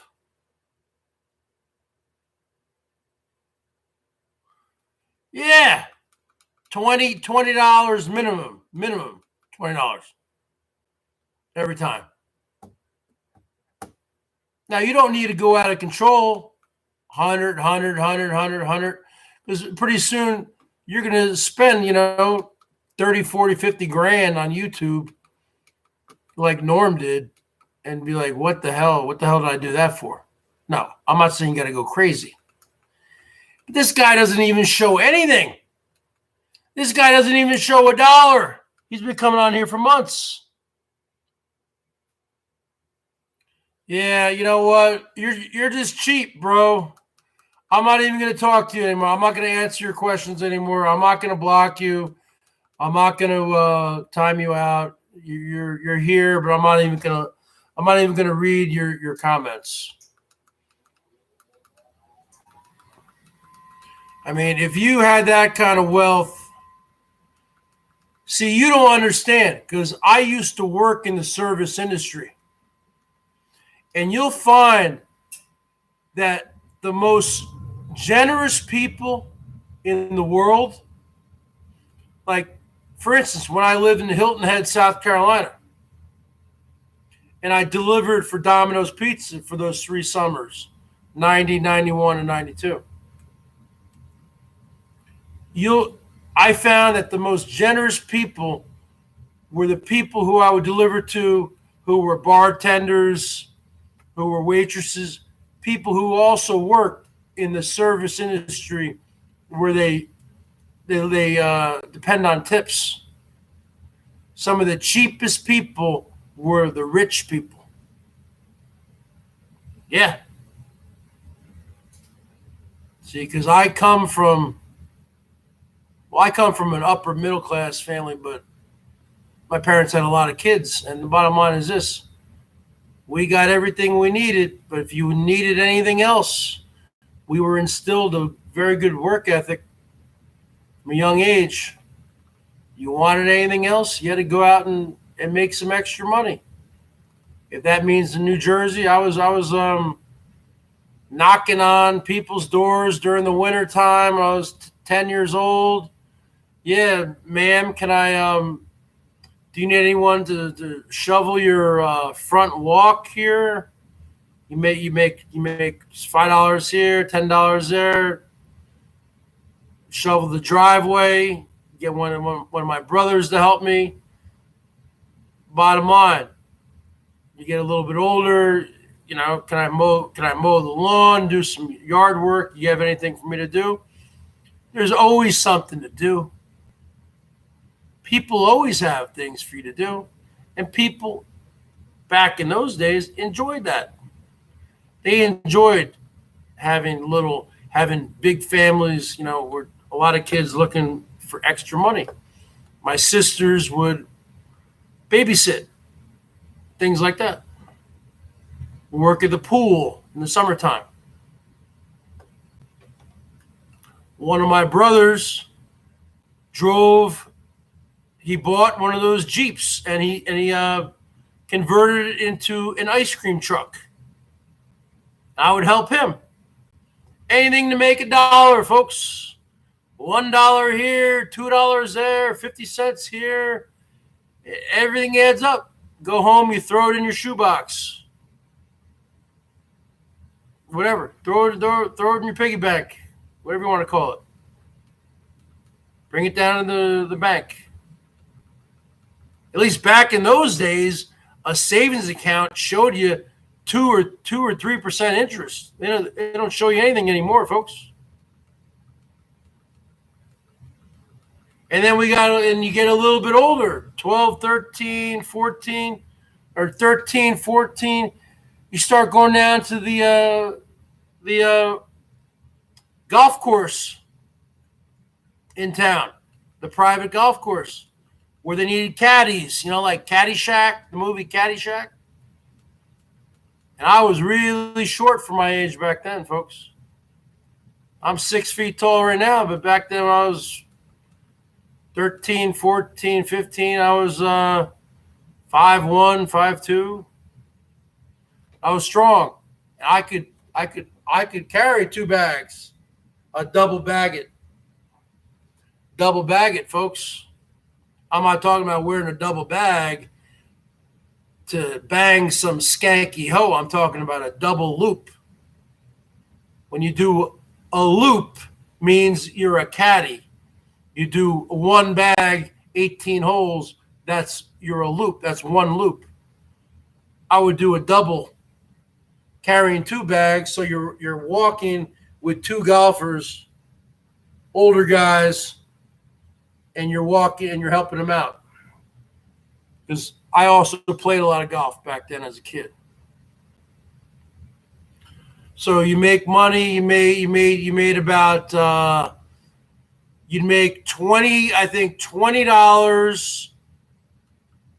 This is in like the mid '80s. I think you'd make $20, $25 per bag for 18 holes. Okay. And we're talking New Jersey heat. Back when it was hot. The summers in New Jersey aren't as hot as they were back in the 80s. We're talking 95 to 100 degrees, 95 to 100% humidity. But I was, skinny little, not skinny, but, stock. I wasn't stocky. I was just a kid. Strong kid with a good work ethic. And I would do, you do 18 holes. That's about 3 hours there. Walking on the 2.5 to 3 hours. So you get about $25, $20 to $25 per bag. And then you wash off the clubs and stuff and all that. You bring it to their car. put it in their trunk, and then they give you a tip, and then they give you tips on top of that. So as a 14, 15-year-old kid, you go down and caddy, and you get a double loop like that. Say $50 for 2 bags, plus they'll probably give you a $10 tip, maybe even more if they're more generous. So you're looking at $70, $80 for, let's say, 3-4 hours of work, cash money. You're talking 35 years ago. 30, yeah, 80, I think I was a caddy in 86, 87, 88, 89. You're talking about some good money. You go down there every day. Sometimes you only get a single. You go down there early. You wake up early. You ride your bike down to the golf course. It wasn't a public golf course. This was a private golf course. And I believe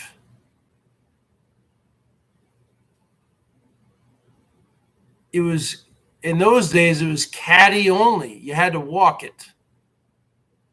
55s, folks, give me thumbs ups. Most people would like to walk it.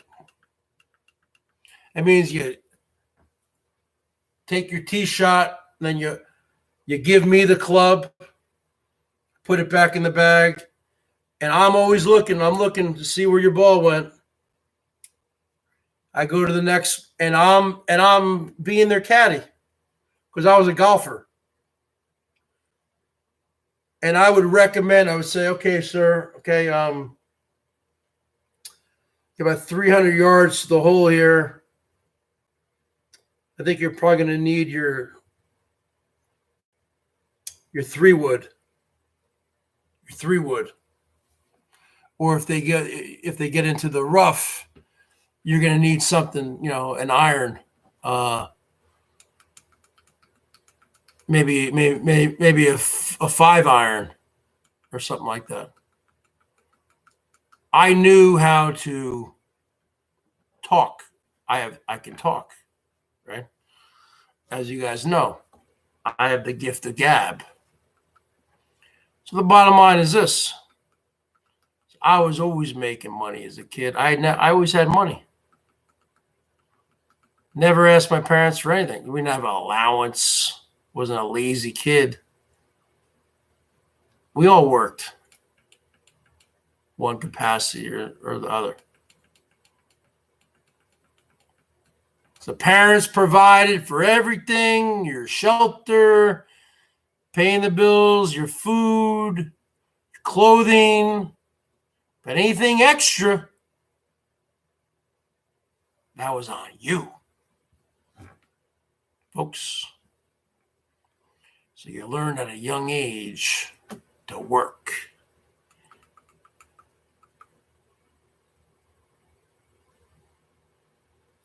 So that's the bottom line, folks. So let me wrap this up here, folks.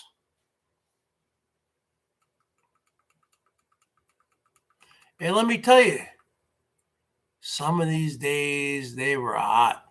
Oh, my God. And if you're really Laura Stevenson, what's going on here? Show your love, Laura Stevenson. You're lurking in the shadows, and you're coming here into your emperor's presence, and you're not going to show me any love? You'd wake up early in the morning, my friends and I, and we would just ride our bicycles down to the caddy shack, lock them up, sit there on the wooden benches, talk to the old timers, because you had some old guys there who were caddies first. And obviously the old timers are going to get the first loops. They're going to get the people because, we're just teenage kids. But then they would say, because you go in there and then you sign in, Chris. Then you would hear the caddy master say, Chris, you're up. Yes, sir. What do you got for me? I would say, do you have a double or a single? We got a single. All right, I'll take it. So you do it. And a lot of times you build up a rapport with these golfers because golfing is an addictive sport activity. So they come every day. And I became a favorite to a lot of these golfers because, first off, I didn't talk too much. I worked hard, but I was a golfer also. So I knew what clubs to give to them. You understand? I helped them navigate the course. I grew up in this town. So the bottom line is this. A lot of times they would request my services. Okay? So you do a single loop. That's going to be faster than a two-bagger. You come back in. You get paid your $25 and your $15 tip. So you got $40. So you're out there at probably 8 a.m., 8:30 a.m.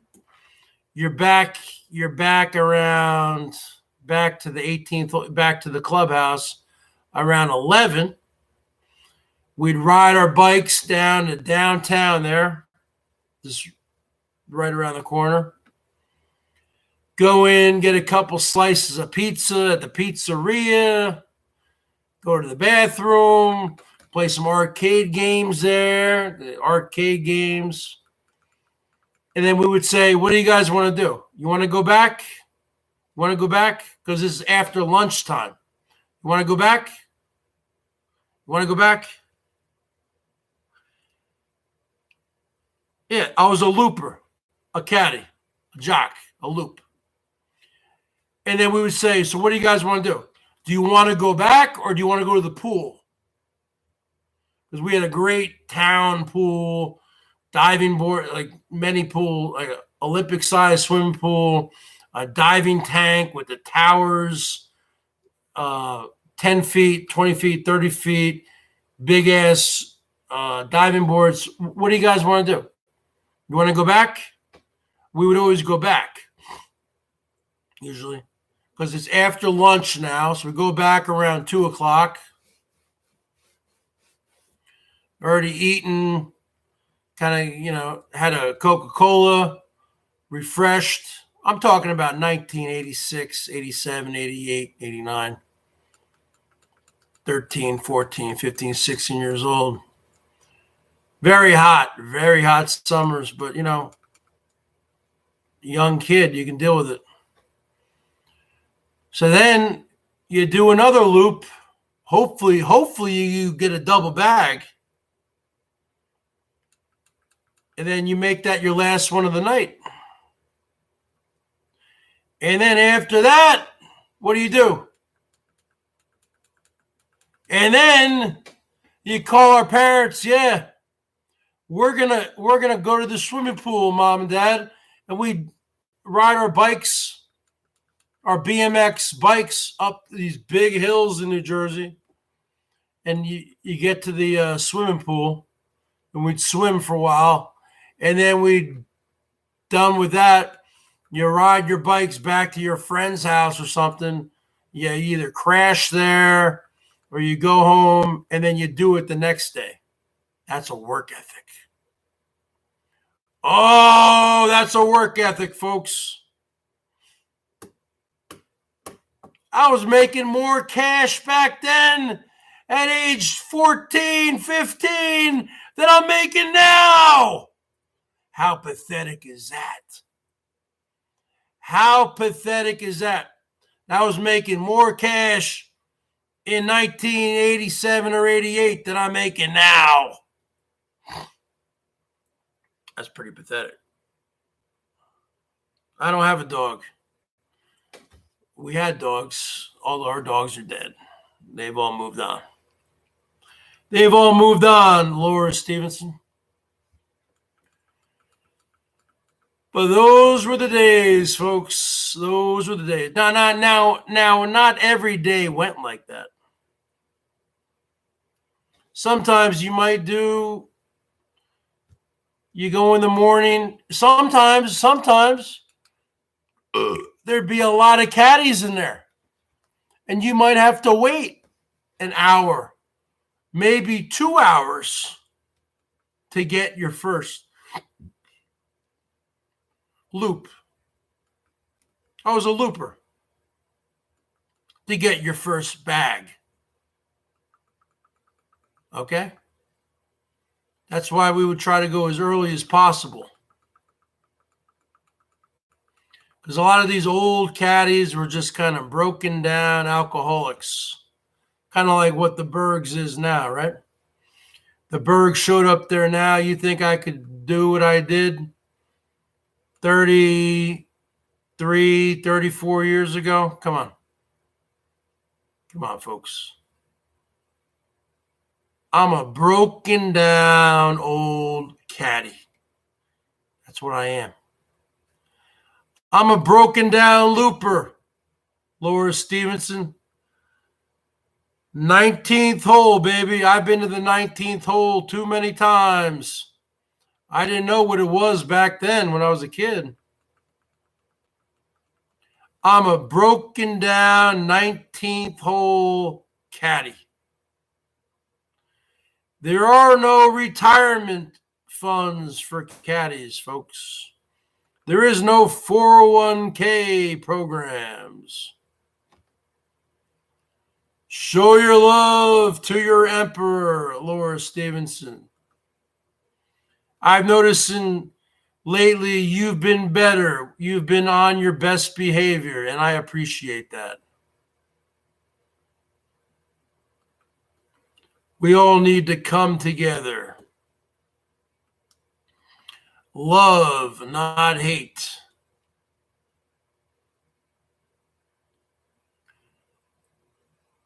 $0055.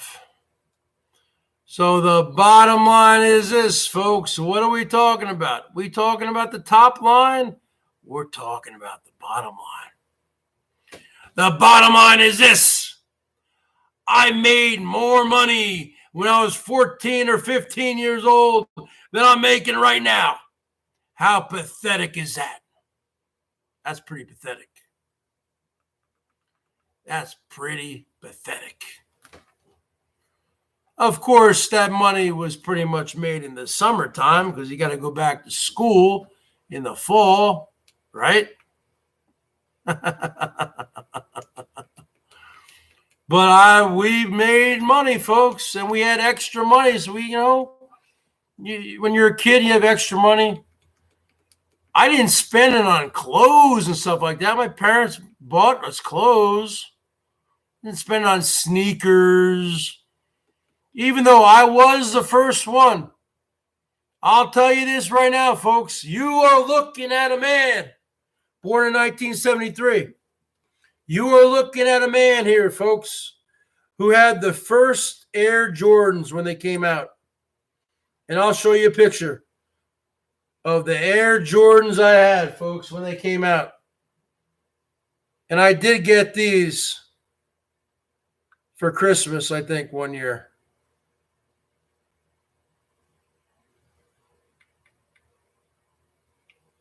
Let me see. First Air Jordans.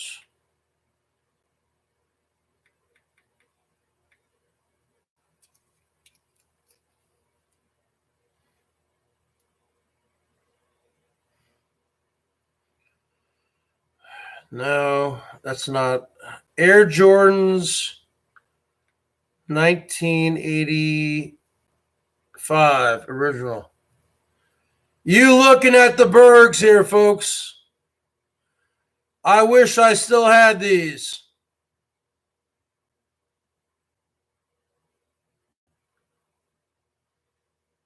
One of my brothers had this pair right here.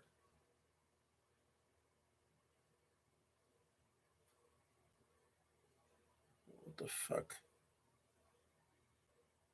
No, that's not it. I had these. And they're going for $900 on eBay. I had these, folks.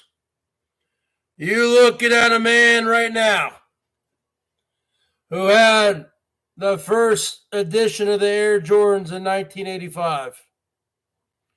I believe I had that color. The red and the black schematic. Now, one of my brothers had the white ones.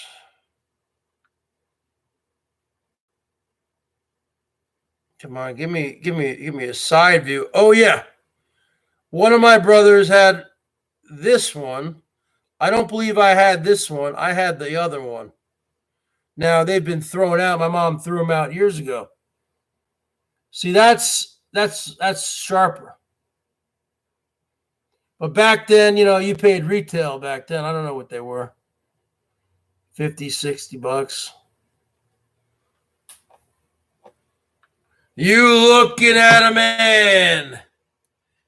You looking at a man here, Laura Stevenson, with the original. I'm an OG, folks. You talking to the OG Air Jordan Club. I don't know how old you are, HVAC. How old are you, HVAC? I'm 46. How old are you, Laura Stevenson? How old are you, chimp? I'm telling you how old I am right now, 46. How old are you? Come on. I don't care how old you are. You looking at a man.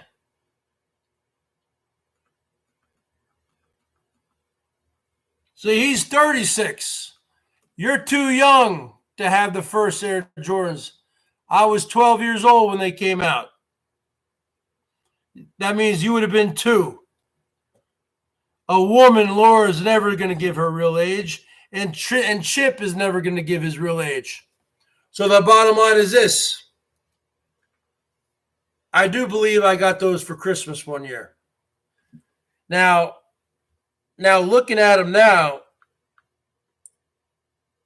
I wish I would have gotten this one. But I think I told my parents I wanted the other one. One of my brothers got that one.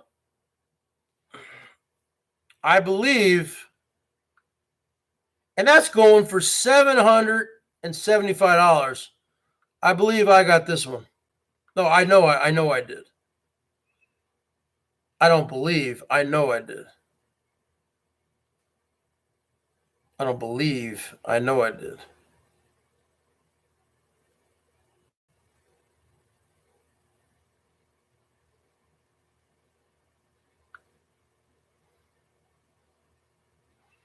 I got those. Yeah. That's what I got, folks. Hey, what's going on there, MB? It's nice to see you, baby. You staying safe?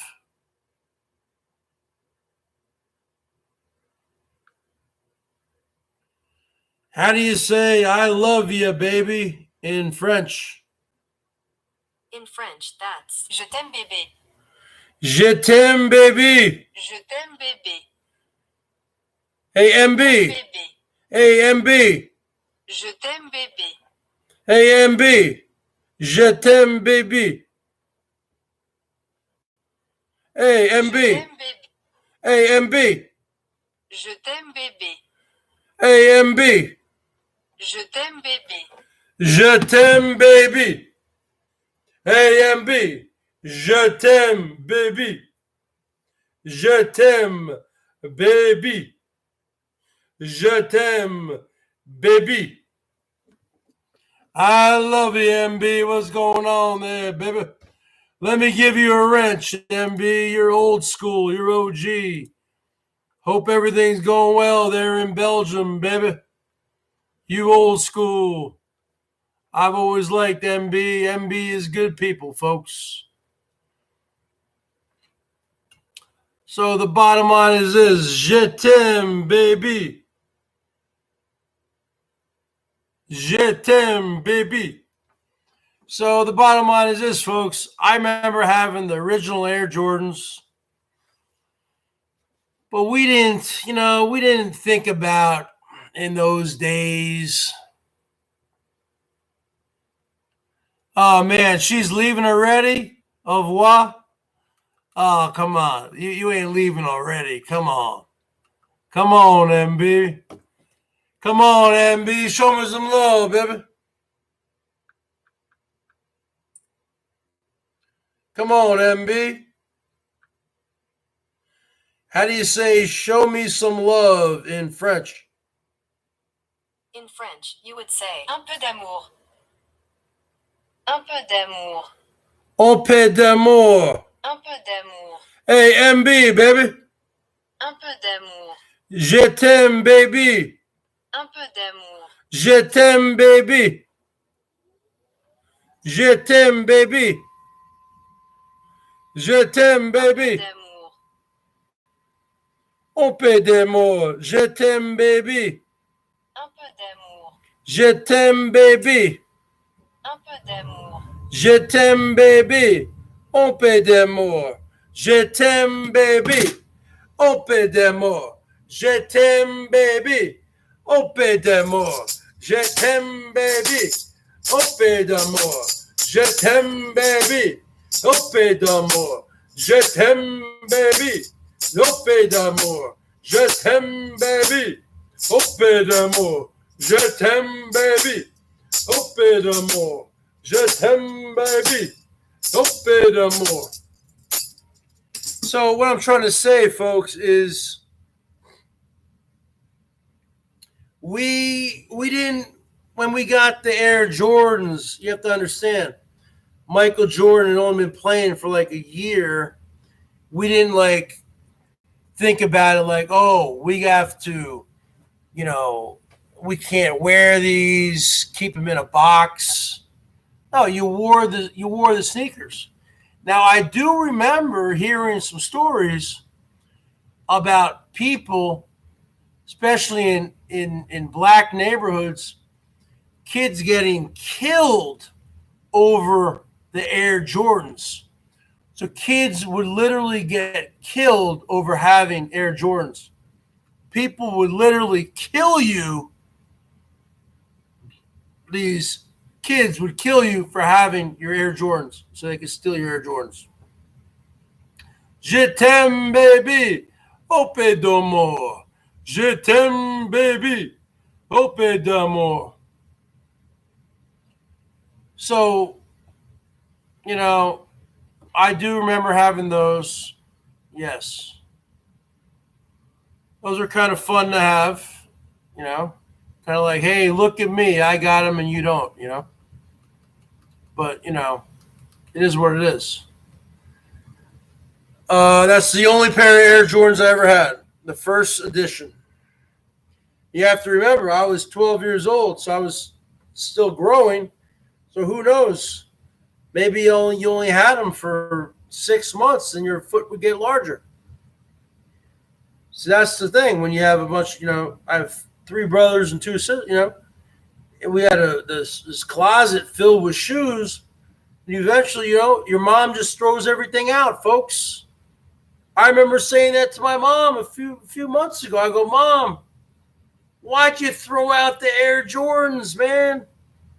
Carlos, what's going on, folks? I said, Mom, why'd you throw out my Air Jordans? Mom, why'd you throw out my Air Jordans?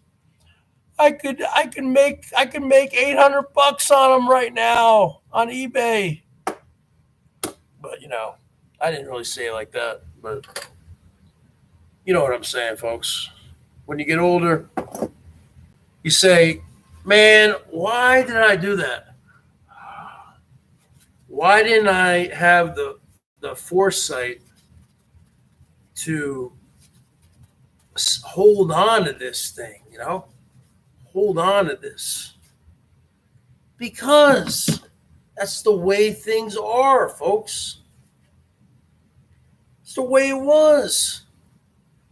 You talk to my dad, who grew up in the 50s and the 40s and the 50s. The 40s and the 50s. And they would take their baseball cards. So you have a Joe DiMaggio rookie, a Ted Williams, Mickey Mantle, and they put them in the spokes of their bicycle. Can you believe that? You could have a Mickey Mantle rookie card right now, which is worth probably, man, $30,000, $40,000 easy. If it's gem mint, 10. But you don't think about that at the time, folks. So you can't blame the people from my father's generation. Obviously, my mother never collected baseball cards. So anyway, folks, je t'aime, baby. All right, folks. Well, with that being said, anybody want to show some last-minute love to the Bergs? Give me a 55. Sub me up. And show some love to the Bergs. And I will see you guys tomorrow. Same bat time, same bat channel. Je t'aime, baby. That's what MB does, man. She does a drive-by, but without any money. She comes in, and she comes in like a gangster, folks. Hey, MB. Okay, au revoir, Bergs. I'm saying, hold on, calm down, honey. Calm down, stay a while. Take off your shoes. Have a glass of wine. Have some cheese. She doesn't want to do that, folks. She wants to do a drive-by. She wants to take out the Bergs. Bottom line. Je t'aime, baby. She can't even let me, do my little French thing on the phone. She's doing a drive-by, folks. She's taking me out. She doesn't even let me get a word in. She says, hello, goodbye. Okay, folks. I'll see you all tomorrow.